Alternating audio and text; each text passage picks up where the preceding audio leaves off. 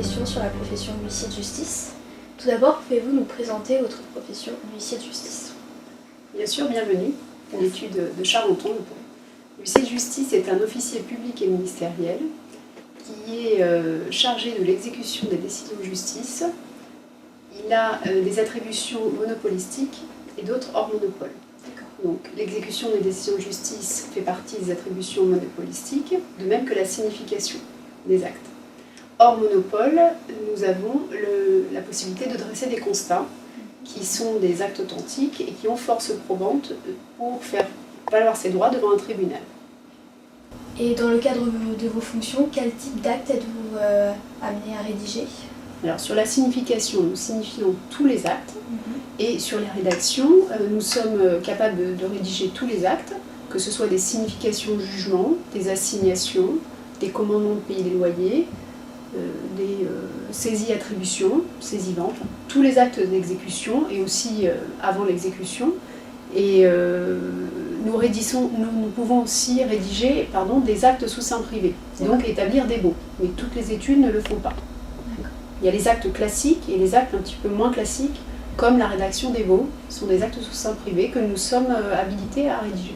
C'est un constat que j'ai réalisé il y a quelques jours, donc à la demande d'une société commerciale. Quand je vous disais que le métier d'huissier était très varié, on ne fait jamais la même chose, la preuve en est avec ce constat. Il s'agit donc d'un constat à la demande d'une société qui m'a chargé donc de faire un inventaire, puisque c'est une société commerciale qui est en sommeil actuellement et qui a entreposé son stock dans un entrepôt. Comme elle ne vend pas ce stock et qu'elle l'a entreposé, que sa société est en sommeil, elle doit absolument faire un inventaire de ce stock pour attester éventuellement, le cas échéant, le jour où on lui demandera de le faire. Donc je me suis transportée dans un sous-sol où j'ai eu affaire face à moi à presque une centaine de cartons. J'ai dû ouvrir plusieurs de ces cartons. Je n'ai pas dit chaque carton. C'est possible de le faire, mais là le requérant ne me le demandait pas. Simplement, j'ai vérifié à l'ouverture de plusieurs cartons la concordance entre ce qui avait noté. Par exemple, là, il s'agissait d'un stock de cuir et peau. Donc, exemple, si j'ai noté 10 blousons, 10 pantalons, j'ouvrais et je vérifiais ce qu'il y avait à l'intérieur. Donc là, voilà, on peut voir un échantillon d'un carton ouvert. Des pantalons. Et donc je suppose que vous êtes amené à faire aussi beaucoup de déplacements dans le cadre de vos fonctions. Est-ce que vous pouvez nous dire quelques mots sur... Oui, tout à fait. En fait, un huissier de justice a une double casquette. C'est à la fois un homme ou une femme, concernant de terrain, puisque nous déplaçons sur le terrain pour des missions qui sont exclusivement réservées à l'huissier de justice, que nous ne pouvons pas déléguer. Ces missions-là, il s'agit principalement des saisies-ventes, des saisies attributions, c'est-à-dire quand on saisit un compte bancaire, et toute la procédure de saisie immobilière. Ça, c'est dévolu uniquement à l'huissier de justice. Également, concernant les constats, donc nous nous déplaçons sur le terrain pour faire les constats, mais le constat est un acte que nous pouvons déléguer à un clerc habilité, donc quelqu'un qui a un certain nombre d'années d'ancienneté ou son examen, donc qui est habilité à faire les constats. Et l'huissier de justice sera tenu par contre d'effectuer les constats sur ordonnance du juge. On ne peut pas les déléguer à un clerc habilité. Donc ça, c'est pour la partie terrain. C'est une entreprise donc, qui a obtenu un permis de construire auprès de la mairie. Ici, nous sommes à Charenton-le-Pont. Donc elle appose cet affichage sur la façade de son bâtiment pour faire partir les délais de recours. Donc le délai de recours contentieux est de 2 mois à compter du premier jour d'une période continue de 2 mois d'affichage sur le terrain du présent panneau. Article R600-2 du Code de l'urbanisme. Le seul moyen pour la société ou le requérant de prouver l'affichage est de faire appel à un huissier de justice qui va constater la présence du panneau à une date donnée. Comme il y a une période de 2 mois, donc on va prendre une photo de ce qu'on constate et on va le relater dans notre procès-verbal. Comme il y a une période continue de 2 mois, on va revenir 3 fois. Une première fois, le mois d'après et encore le mois d'après. Ça permettra d'attester de la présence du panneau sur cette durée de 2 mois, en continu. On n'atteste bien sûr pas d'une période continue, puisqu'on ne vient pas tous les jours pendant 2 mois, mais on vient chaque passage à 1 mois de décalage, et c'est suffisant normalement pour ensuite que le recours contentieux, le délai de recours contentieux soit épuisé À l'issue de ce délai, la personne va commencer ses travaux. Voilà, puisque là, elle n'aura plus de recours possible. Donc moi, mon travail consiste en faire une photographie, et il y a aussi toute la partie intérieure à l'étude. Donc nous sommes chefs d'entreprise, professionnels libérales, avec tous les, entre guillemets, les risques et les lourdes responsabilités que ça comporte, la gestion de notre personnel, toutes nos charges sociales à acquitter et tout le suivi à l'intérieur de l'étude. Donc on en délègue une grande partie à nos collaborateurs qui rédigent nos actes, on les signe, on les vérifie, mais c'est un métier où l'intérieur est principalement assuré par les collaborateurs. Mais on peut passer aussi une partie en intérieur, c'est ce que je fais, puisque moi à l'étude, donc je vais à la fois sur le terrain, je suis à la fois à l'étude où je traite ma comptabilité dans mes dossiers et ma comptabilité générale. Donc ça me permet de voir l'évolution des dossiers et bien sûr d'avoir une visibilité sur l'état financier de mon entreprise et sa santé. Quelle est votre place en tant qu'huissier dans un procès ? Alors dans un procès, c'est plutôt en amont du procès, donc l'huissier de justice va rédiger ou pas l'assignation, la convocation devant le tribunal, la signifier et ensuite les parties se présentent devant le tribunal. Maintenant, nous sommes donc tenus de tenir les audiences. Nous avons un rôle au sein même des audiences, que ce soit les audiences civiles ou pénales, et surtout en saisie des rémunérations, où on a un rôle de représentation. Sur les audiences civiles et pénales, notre rôle, c'est un petit peu le rôle de l'huissier type ancienne époque, puisque nous tenons le rôle de l'huissier qui appelle les causes. Donc on fait l'appel des causes et nous sommes présents sur l'audience. C'est un rôle de, entre guillemets, de police du tribunal. Sur les saisies des rémunérations, on représente les créanciers. Donc le rôle est différent. D'accord. Et pouvez-vous nous dire quelques mots de la permanence téléphonique qui a été mise en place dans le Val-de-Marne ? Alors cette permanence téléphonique concerne toute l'Île-de-France. Elle a été initiée par Paris et ensuite étendue à l'Île-de-France, donc soit 94, 93, 92 aussi y participent et 91, mais c'est moins affirmé que sur le Val-de-Marne. C'est un serveur téléphonique, vous composez un numéro qui vous renvoie à votre département et là vous êtes mis en relation directe avec un huissier de justice qui est de permanence. Donc ça se passe essentiellement, donc ce sont des constats de nuit, mais ça peut être aussi des constats sur le week-end ou les jours fériés. Là, on a également un autre système de permanence. Principalement, lorsqu'on est appelé sur la nuit, c'est soit pour des problèmes de tapage nocturne, par exemple, des voisins sont gênés par le bruit d'un bar ou d'une brasserie qui n'a pas d'autorisation pour mettre de la musique, et il y a beaucoup de musique. Ou alors des voisins font trop de bruit, et donc on a besoin d'un constat de nuit pour faire valoir ses droits. Et on a également des constats à la demande de parents pour des non-présentations d'enfants. Ça arrive fréquemment sur les week-ends. Ouais. Mais pas spécialement la nuit, là c'est pour le week-end. Pouvez-vous nous dire à quel âge vous avez souhaité devenir huissier de justice et quelles étaient vos motivations ? Et peut-être, est-ce que ces motivations ont été amenées à changer avec le temps ? Alors moi j'ai été intéressée par ce métier très jeune, puisque j'étais en classe de seconde de première, donc 16 ans, je crois, 16 ans. Je me souviens, j'avais mon professeur d'histoire géo, je m'orientais quand même vers les métiers du droit. L'avocat, je l'avais mis de côté, ça ne m'intéressait pas. Je trouve que c'est un beau métier, mais j'avais pas envie d'aller vers cette profession. Maintenant, les autres professions, je n'étais pas encore positionnée. Donc, on est allé prendre des renseignements lors d'une journée découverte plutôt documentation à l'ONICEP. Et là, je me suis intéressée à ce métier et j'ai tout de suite été intéressée. Pourquoi ? Parce que je l'ai trouvé très varié. C'est un métier où on ne fait jamais la même chose. Et on ne peut pas vous dire en temps des autres métiers, je pense. Donc, ce qui m'a intéressée, c'est sa diversité. Ouais. Ensuite, sur l'évolution, non, j'ai pas changé de choix. Ma volonté n'a pas évolué, sauf que le métier évolue, donc on est sans cesse tenu de s'adapter aux situations. Et quel a été votre parcours universitaire et professionnel avant d'arriver dans cette étude ? Après le bac, j'ai intégré la fac de droit, donc j'étais personnellement à Paris 12. Ça n'existe plus sous cette forme-là, mais là vous allez préciser par rapport au cursus actuel. DUG, licence, et 3e année, maîtrise. Et ensuite, après la maîtrise, donc c'est la maîtrise qui est exigée. Aujourd'hui, ça correspond à un Master 1, c'est ça? Master 1, Bac plus 4, oui. Voilà. Après la maîtrise, vous pouvez intégrer l'école d'huissier. Oui. Donc personnellement, moi j'ai ajouté une maîtrise supplémentaire. Par D'accord. choix personnel, parce que je ne voulais pas entrer en stage tout de suite. D'accord. Parce que quand on entre en stage, c'est un emploi à temps complet. Et à l'époque, ça fait pas très si longtemps que ça, mais ça fait quand même une quinzaine d'années, on devait aller à l'école le samedi en plus. D'accord. Donc 5 jours en entreprise plus l'école le samedi, Ça fait lourd. c'est très très lourd. C'est très lourd, c'est un emploi à temps complet. Maintenant, les stagiaires ont école une fois dans la semaine. D'accord. Donc c'est compliqué pour le chef d'entreprise parce que c'est vraiment une désorganisation. Oui, Voilà. j'imagine. Après, bon, on s'organise bien sûr. J'ai moi-même une stagiaire. Hein.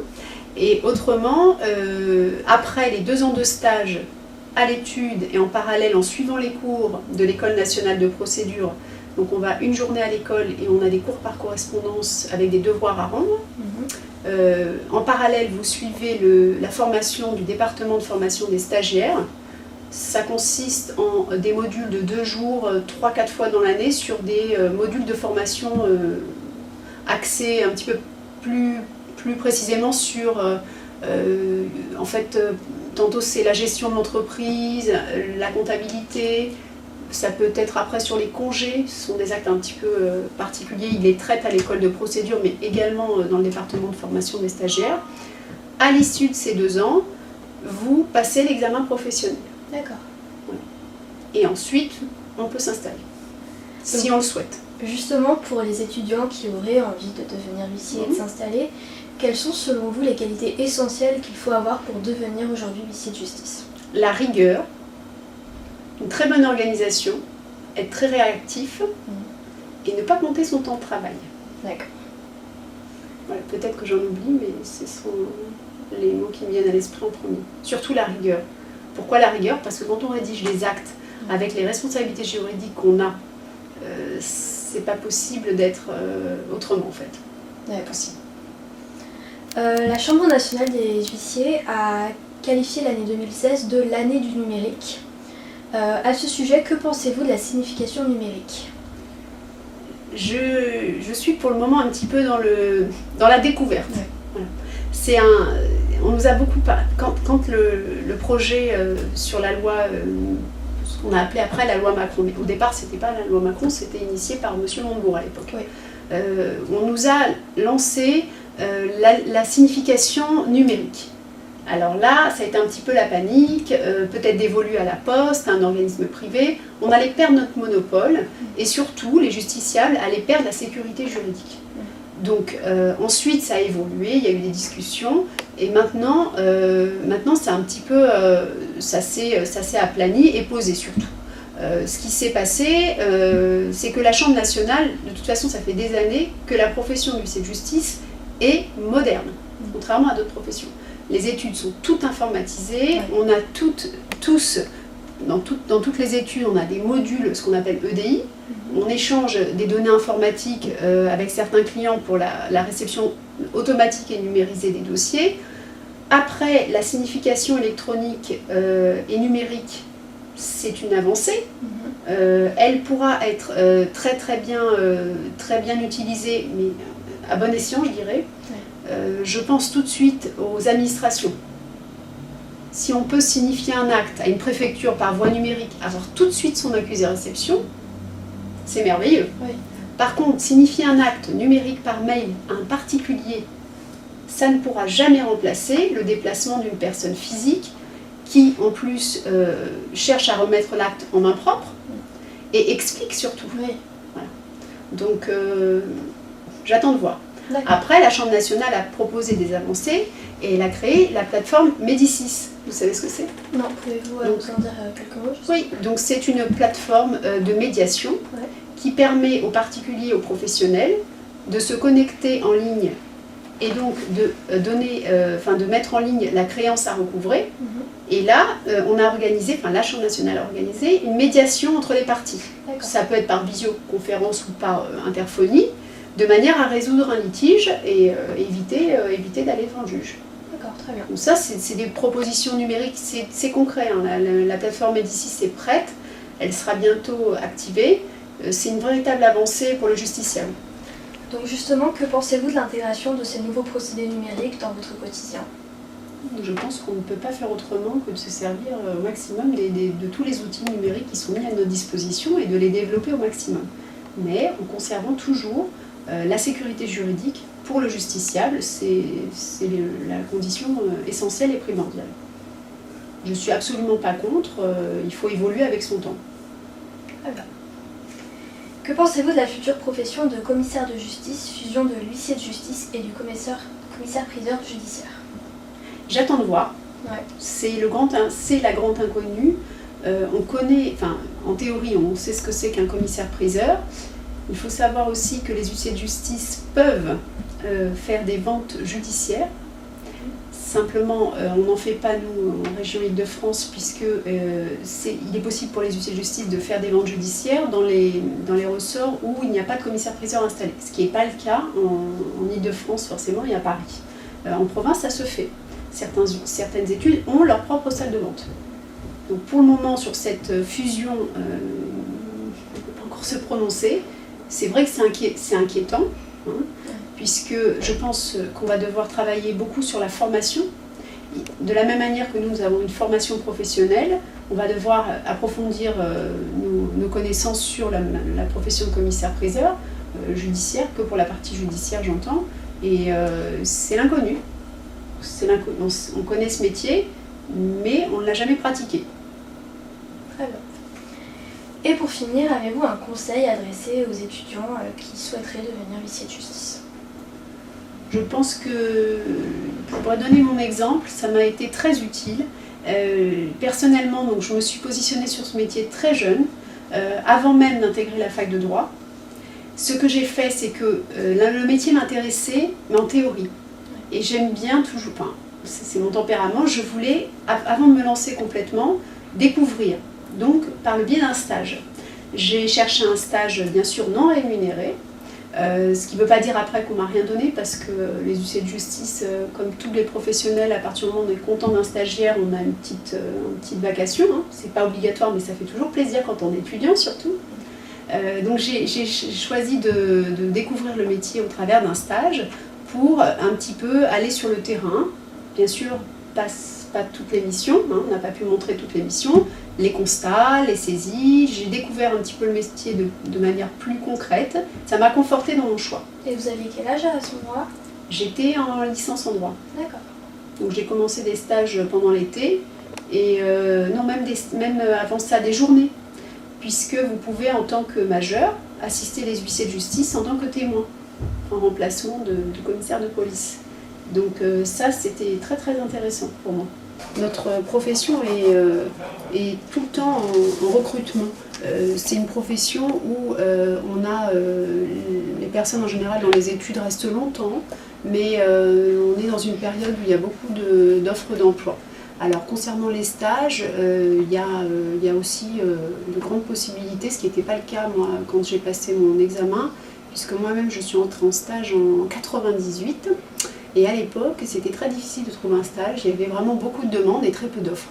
Aujourd'hui la tendance est inversée, donc c'est possible, il faut quand même s'y prendre, je dirais par exemple si vous êtes sur une fin de cursus, s'y prendre assez tôt, hein, puisque l'école de procédure commence au mois d'octobre. Il ne faut peut-être pas se réveiller au mois de septembre pour trouver son stage. Mais bon, il y a de grandes chances de trouver un stage, on ne peut pas dire que ce soit saturé. Merci beaucoup, Maître Fitoussi, de nous avoir accueillis et d'avoir répondu à toutes nos questions. Avec plaisir.